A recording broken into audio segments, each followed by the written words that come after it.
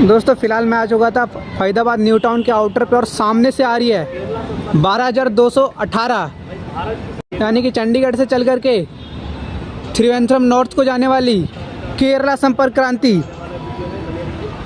भारत की लॉन्गेस्ट संपर्क क्रांति है दोस्तों ये केरला संपर्क क्रांति एक्सप्रेस।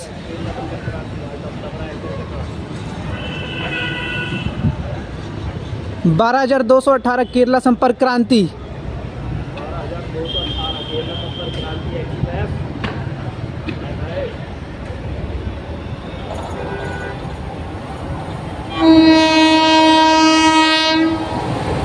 केरला संपर्क क्रांति एक्सप्रेस।